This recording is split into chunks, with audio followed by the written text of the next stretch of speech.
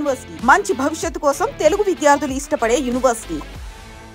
కాదు, ఇలా జరిగే ప్రాసెస్లో వీళ్ళంతా ఎంత పెద్ద సోమరిపోతులు అవుతున్నారో నువ్వు గమనించావా? ఇప్పుడు అవడం ఏంటి, ఎప్పుడో అయ్యారుగా. నువ్వు ఇప్పుడే వచ్చావుగా, పోను పోను నీకే అర్థం అవుతుందిలే. పద ఇంటికి వెళ్దాం. మీ వదిన నీకోసం స్పెషల్స్ తయారు చేసిందట. సరే పద.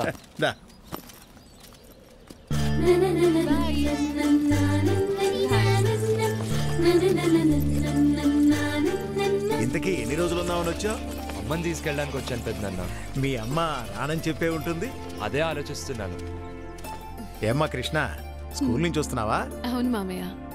ఒరే, మన కృష్ణవేణి తెలుసుగా, చిన్నప్పుడు మీరిద్దరూ కలిసి ఆడుకునేవారు కదా, మన వీరన్న కూతురు. హాయ్. హాయ్. మన ఊళ్ళో నీ తర్వాత గొప్ప చదువులు చదువుతుందనుకున్న పిల్ల తను ఒక్కతేరా. ఇంటర్లో జిల్లా ఫస్ట్ వచ్చినప్పటికీ ఆర్థిక ఇబ్బందుల వల్ల చదువు ఆపేయాల్సి వచ్చింది. కానీ ఖాళీగా ఉండకుండా మన ఊరి స్కూల్లో తను టెంపరీ టీచర్గా పనిచేస్తూ నెలకి 1200 సంపాదిస్తుంది. కానీ వీళ్ళ నాన్న తను అసలు పనిచేయటం ఎందుకు అంటుంటాడు. మామయ్య సరే, నేను బయలుదేరుతా. అలాగే కలుస్తా. అమ్మ ఎదురు చూస్తూ ఉంటుంది. బాయ్. చాలా మంచి పిల్లరా. ఆడపిల్ల కాబట్టే ఉద్యోగం చేయొద్దంటాడా? అసలు పిల్లల్నే ఉద్యోగం చేయొద్దంటాడు. అదేంటి? ప్రభుత్వం ఇన్ని ఉచిత పథకాలు ఇస్తుంటే కష్టపడి పనిచేయాల్సిన అవసరం ఏంటి అన్నది అతని సిద్ధాంతం. ఏంటి పెద్దన్న ఇది మరీ టూ మచ్ కాకపోతే? వేరన్నే కాదు, ఇలాంటి వాళ్ళు ఊళ్ళో ఇంకా చాలా మంది ఉన్నారు. ఇందాక చెప్పానుగా, మెల్లిమెల్లిగా నీకే అర్థం అవుతుందిలే. పద. అభి అన్న, నిన్ను వీరన్న మామ ఇంటికి రమ్మన్నాడు. కాసేపు అయ్యాక వస్తానని చెప్పు. అలాగే.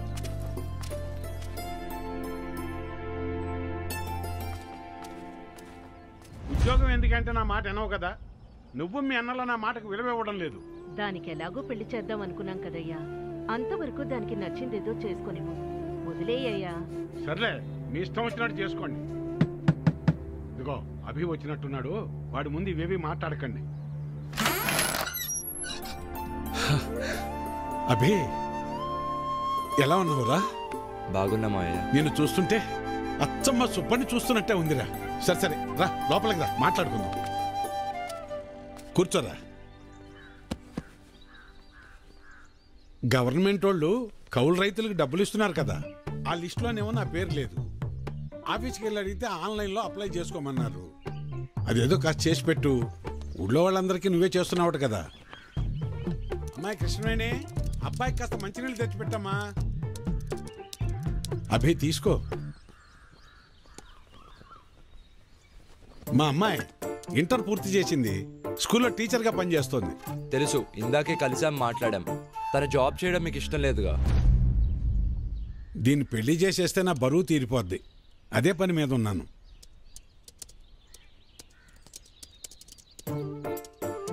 సరే, అప్లై చేసేసాను. 4 days లో కన్ఫర్మ్ అవుతుంది.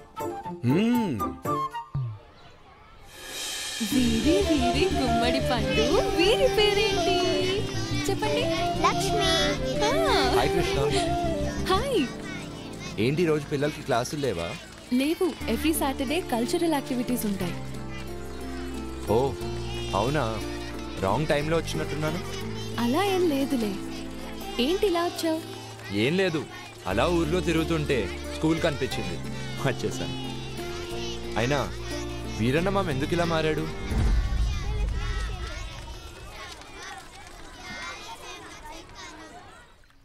ఒకప్పుడు మా నాన్న కూడా అందరిలాగే కష్టపడి పంట పండించేవాడు. కానీ ఒక తుఫాను మా అందరి జీవితాల్ని మార్చేసింది.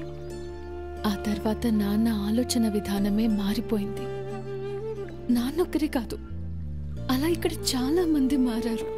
కానీ నాకు మాత్రం అలా ఉండటం ఇష్టం లేదు. జీవితంలో ఏదో సాధించాలని ఉంటుంది. అలా అని ఊరు వదిలి వెళ్ళలేను. నాకు పచ్చటి పొలాలంటే చాలా ఇష్టం. అందుకే టెంపరీగా చేసే ఈ జాబ్తో వచ్చే డబ్బులతో బీఎస్సీ అగ్రికల్చర్ వొకేషనల్ కోర్స్ చేస్తున్నాను. నీ యాటిట్యూడ్ నాకు బాగా నచ్చింది. Amazing mind set. హాయ్.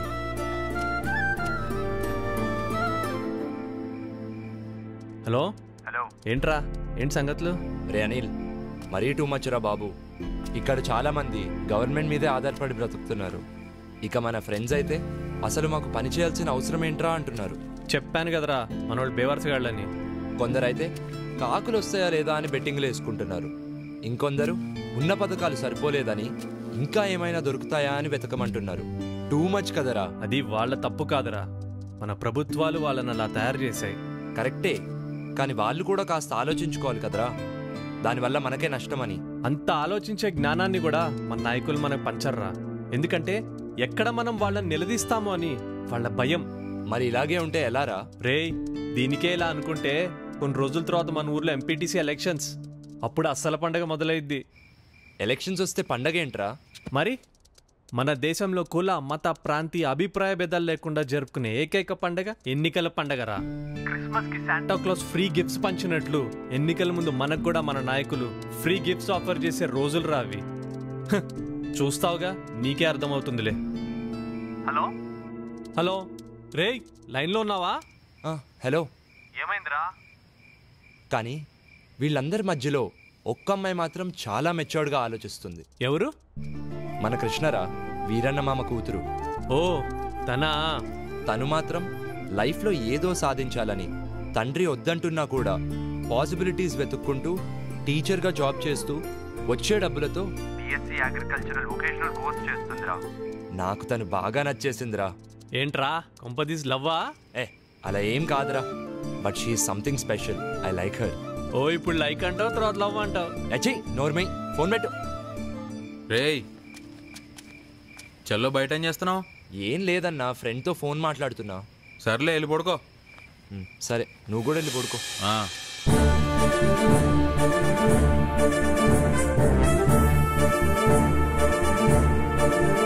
నమస్తే. రాష్ట్ర ప్రభుత్వం జెడ్పీటీసీ ఎంపీటీసీ ఎన్నికలను అనౌన్స్ చేసింది. దీంతో రాష్ట్రమంతా ఎన్నికల సందడి నెలకొంది. అన్ని పార్టీల నాయకులు తమ తమ అభ్యర్థులను వెల్లడిస్తున్నారు. 2 రోజుల్లో అభ్యర్థులు తమ నామినేషన్లు సంబంధిత కార్యాలయాల్లో ఇవ్వాల్సి ఉంటుంది. ఏంటి వేరన్నా అంత కంగారుగా వెళ్తున్నా? ఎంపీటీసీ ఎలక్షన్లు వచ్చాయి కదా, సీట్ ఎవరికి ఇస్తున్నారో తెలుసుకుందామని వెళ్తున్నా. పొలానికి గట్టి అట్టాడితో మాలాంటి వాళ్ళకు ఓటు అట్టాడితే కదయ్యా. అసలు 7 ఓట్లు ఉన్నాయ్యా. రేపు జరగబోయే ఎంపీటీసీ ఎలక్షన్స్ లో ఎవరెవరు ఎంత పెడతారో చెప్తే సీట్ ఎవరికి ఇవ్వాలో డిసైడ్ చేస్తా. అన్నా నేనేం పెట్టలేను గానీ సీట్ మాత్రం నాకే కావాలా. 25 సంవత్సరాల నుంచి ఇదే పార్టీలో ఉన్నానన్నా. అన్నా ఇవేం కాదు గానే, నేను 30 లక్షలు ఖర్చు పెడతానన్నా. ఎన్నికల ఖర్చులు కూడా మొత్తం నేనే చూసుకుంటా. సీటు మాత్రం నాకే కావాలి. అవును గానీ నీకు అంత డబ్బు ఎక్కడిది? డబ్బున్న ఎన్ఆర్ఐ అల్లుడు నా వెనుకున్నాడన్నా. సీటు మాత్రం నాకే కావాలన్నా. నువ్వు ఆగవయ్యా. ఎవడెక్కువ డబ్బు పెడితే వాడికే సీటు. అది మన పార్టీ సిద్ధాంతం. దానికి మన అందరం కట్టుబడి ఉండాలి. ఈయన్నే ఎంపీటీసీగా నిలబెడుతున్నాం. మీరందరూ సపోర్ట్ చేయాలి.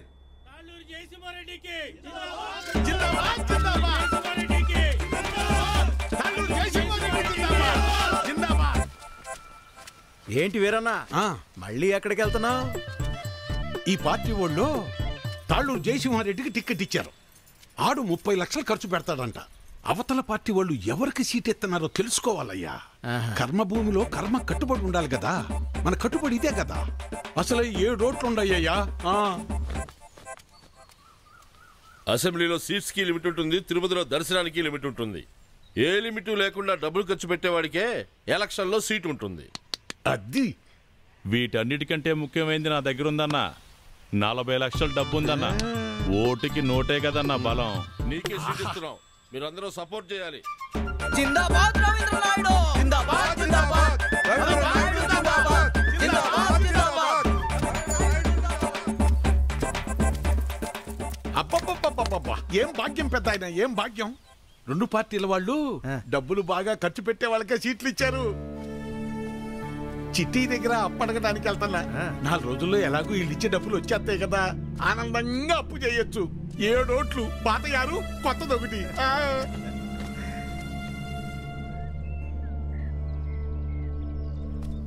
నీకెందుకయ్యా ఇవన్నీ? నువ్వు చేయలేవు బాబు. చేయలేమనుకుంటే ఎప్పటికీ చేయలేం బాబాయ్. అయినా చిన్నప్పుడు నాన్నతో చేసిన పనులే కదివి. ఏం కాదులే. ఇంత పెద్దవాడివైనా అప్పటి విషయాలు ఇంకా మర్చిపోలేదా? ఎలా మర్చిపోతాను బాబాయ్, ఇప్పుడు ఈ పనులు చేస్తూ ఉంటే కూడా నాన్నే గుర్తొస్తున్నారు. నువ్వేమో ఇలా అంటున్నావు, కానీ ఈ ఊర్లో సగం మంది పొలం పండించడమే మానేశారు. ఆ వీరన్న అయితే కౌలు పనికైనా రారా, చేతిలో ఖర్చులకు 4 డబ్బులుంటాయి కదా అంటే నేను పని ఎప్పుడో మానేశాను, అయినా పని చేయాల్సిన అవసరం నాకేముంది అంటాడు. ఇలా అందరూ ఉంటే ఎలా చెప్పు బాబు? ఆ మాట ఎంత చెప్పినా ఎవరూ అర్థం చేసుకోవడం లేదు.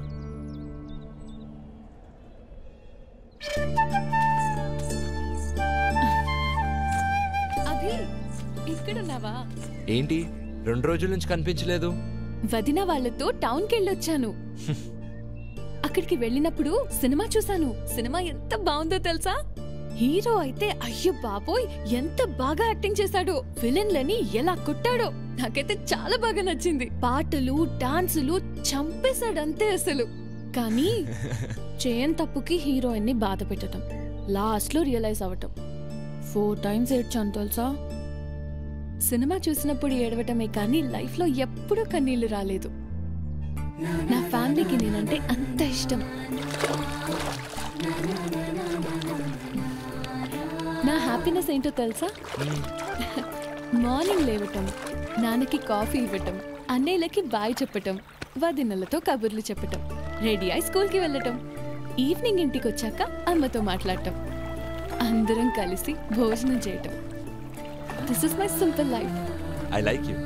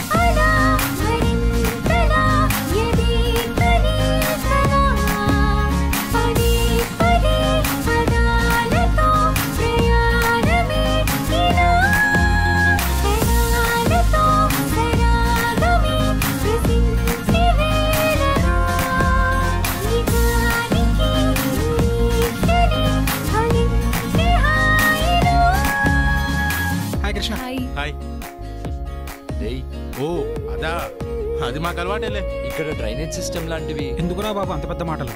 డ్రైనేజ్ సిస్టము అని మన ఆరోగ్యానికి సంబంధించింది. అదే వెళ్ళి మాట్లాడదాం.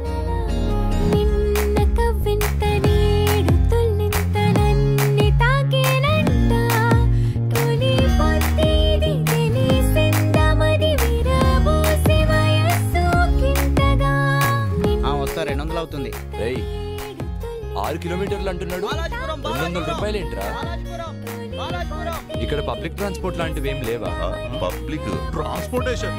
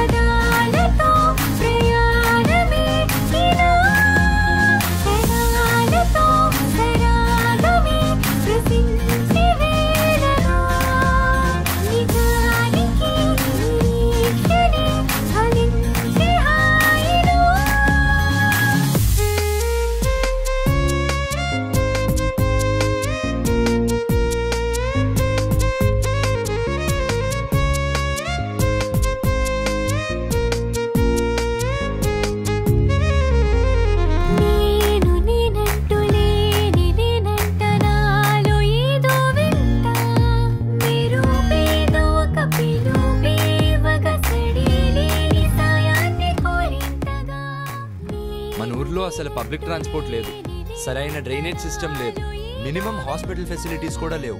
ఏం జరుగుతుంది సార్ మన ఊర్లో? ఒక ప్రభుత్వ ఉద్యోగిగా నేను ఎంతవరకు చేయగలను అంతవరకు చేస్తున్నాను సార్.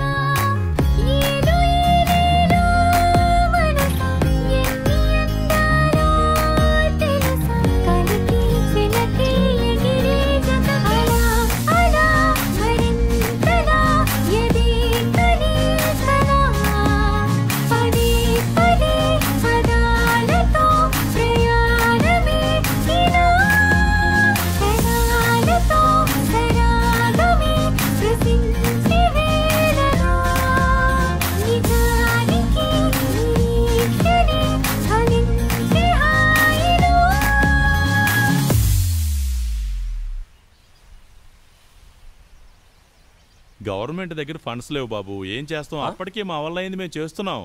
అది కాదు సార్ నేను అనేది. అమ్మ ఎలా ఉంది? ప్రతి నెల పెన్షన్ వస్తుంది కదా? ఏమ్మా వీరన్న కూతురు కదా? అవునండి. ఫ్రెండ్సా? ఊరంతా చూపించు బాబుకి. సార్ అది కాదు సార్. వెళ్ళు తీసుకెళ్ళమ్మా. అది కాదు సార్ నేను అనేది. ఏంటి బాబు అంతలా ఆలోచిస్తున్నావు?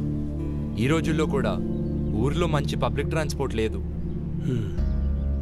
సరైన డ్రైనేజ్ సిస్టమ్ లేదు, మినిమం హాస్పిటల్ ఫెసిలిటీస్ కూడా లేవు. వాటిని బాగు చేయాల్సిన మన నాయకులు అధికారులు పట్టించుకోవడం లేదు. అది తప్పు అని ప్రశ్నించాల్సిన మన ప్రజలు కూడా సైలెంట్గా ఉంటున్నారు. ఇలా అయితే ఎలా బాబాయ్? ఇలాంటి ఊళ్ళు ఈ దేశంలో చాలానే ఉన్నాయి బాబు. ప్రశ్నించడం మాట దేవుడు ఎరుగు. ఇక్కడ చాలామంది బతకడమే మానేశారు. ప్రాణం ఉంది కాబట్టి అలా జీవించేస్తున్నారంతే.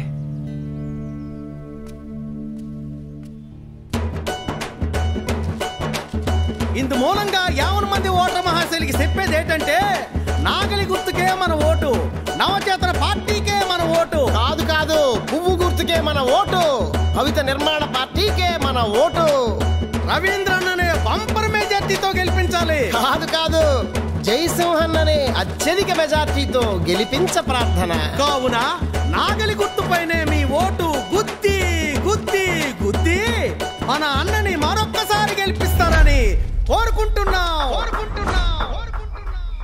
రేయ్ 2 రోజుల్లో ఎలక్షన్స్ కదా, ఓటు వేయడానికి రావట్లేదా? రే నాకు ఈ ఎలక్షన్స్ అంటే అస్సలు పడదు, అందుకే నేను ఇప్పటివరకు ఓటే లేదు తెలుసా? రేయ్ ఓటు వేయకపోవడం ఏంట్రా, అది కరెక్ట్ కాదురా. అరే నువ్వు క్లాసులు పీకడం ఆపరా బాబు, నాకు చాలా పని ఉంది ఇక్కడ, నేనుంటా బాయ్. ఈసారి గెలుపుమందే. ఎరా ఏంటి ఎలా ఉంది అక్కడ ఎలక్షన్ మూమెంట్? అన్ని బాగానే జరుగుతున్నాయి అన్న. ఓ పని చేద్దాం, ఈ రోజు రాత్రికి మన ఊరోళ్ళందరికీ మంచి పార్టీ అరేంజ్ చేద్దాం. సరే అన్నా. నా ఓటు నాటు జరా కముడు పోయిందో,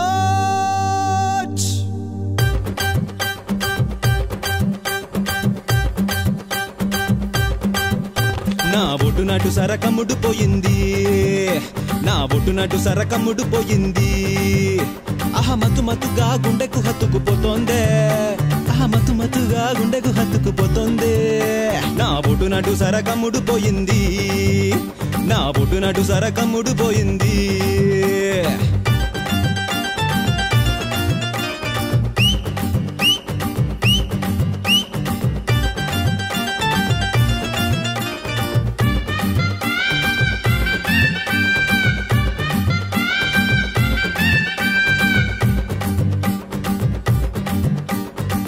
అయ్యరే బ్రాండ్ బీరు చూస్తేనే గుండె జోరు, నర నరాల హుషారు, ఇంకెవ్వరు గుర్తురారు.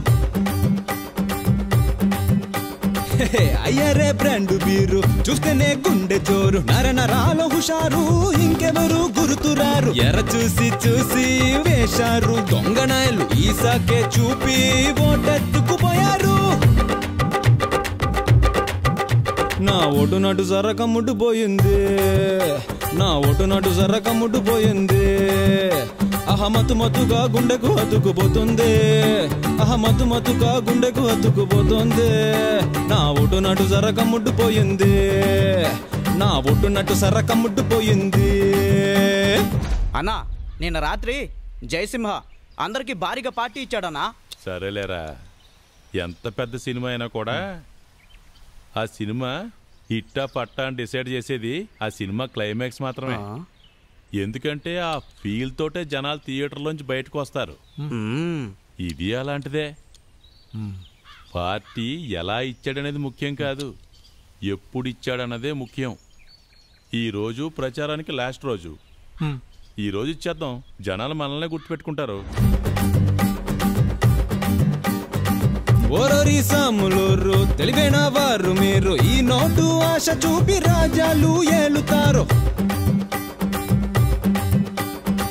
ఓరోరి సాములూరు తెలివైన వారు మీరు, ఈ నోటు ఆశ చూపి రాజాలు ఏలుతారు. తిమ్మిని బమ్మిని బమ్మిని తిమ్మిని చేస్తారు, ఏమైనా ఏదోలా నోటు చూపి ఓటు ఎత్తుకుపోతారు. నా బొట్టు నటు సరకముడు పోయింది నా బొట్టు నటు సరకముడు పోయింది ఆహ మతు మతుగా గుండెకు హత్తుకుపోతోందే ఆహ మతు మతుగా గుండెకు హత్తుకుపోతోందే నా బొట్టు నటు సరకముడు పోయింది నా బొట్టు నటు సరకముడు పోయింది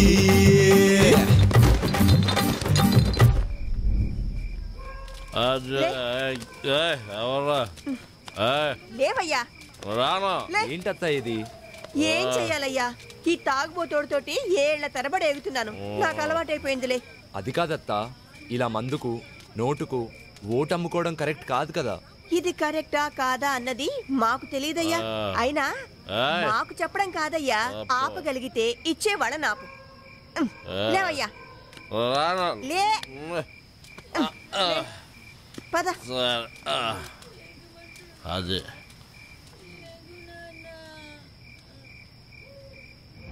సిటీ నుంచి వచ్చాడు బాగా చదువుకున్నాడు మనం ఏమన్నా అన్నామంటే లీగల్ పాయింట్లు మాట్లాడతాడు ఆడి తృప్తి కోసం ఏదో చేయండి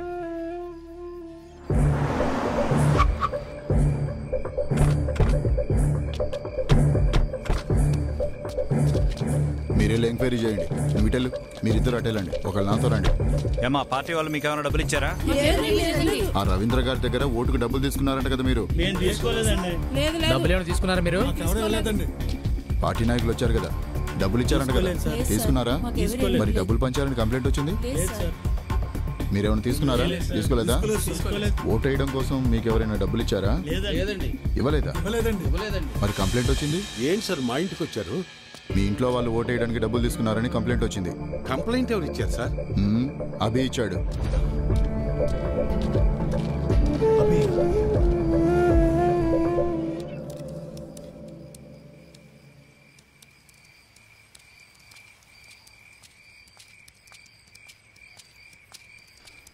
ఏయ్ నా మీద పోలీస్ రిపోర్ట్ ఎందుకు ఇచ్చావు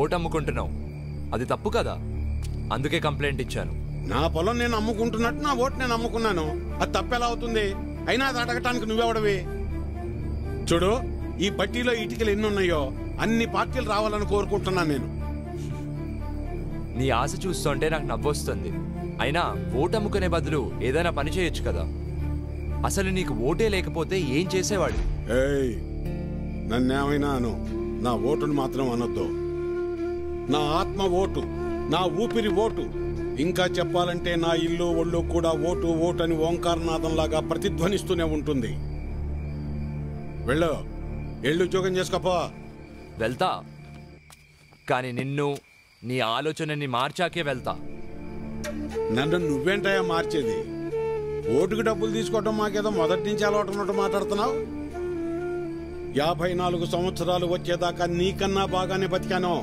అలాంటి నేను ఇలా ఎందుకు మారాను తెలుసా అసలు మా జీవితాలు ఎలా ఉండేవో తెలుసా కనీసం మీ నాన్న ఎందుకు చనిపోయాడో నీకు తెలుసా మనం వ్యవసాయం ప్రారంభించాక ఏ సంవత్సరం పంట బాగా పండిందే ఖర్చులు కూడా వచ్చేది కాదు ఎంత దేవుళ్ళు ఆడుకునేవాళ్ళం అవును వీరన్న మొత్తానికి పంట బాగా పండింది ఈ ఏడు దిగుబడి కూడా బాగానే వస్తుంది నిజం సుబ్బయ్య నాకు చాలా సంతోషంగా ఉంది హలో నాన్న 4th సెమిస్టర్ రిజల్ట్స్ ఇప్పుడే వచ్చినాయి ఫస్ట్ వచ్చాను ఇంకో 2 ఏళ్లలో నా కోర్స్ కూడా కంప్లీట్ అయిపోతుంది చాలా సంతోషం నాన్న జాబ్ వచ్చాక మీ ఇద్దరిని కూడా నాతో తీసుకొస్తాను నాన్న నేను ఈ ఊరు వదిలి ఎక్కడికి రాలేనురా నన్ను ఈ నేలతల్లి బాగానే చూసుకుంటుందిరా నువ్వు కూడా మన ఊరిని ఈ నేలతల్లిని నమ్ముకున్న జనాల్ని ఎప్పుడు మర్చిపోకూడదురా అదే నా కోరిక కానీ నా బాధల్లో ఒకటి నీకేమీ లేకుండా చేసి అప్పులు మాత్రమే ఉంచానురా నాన్న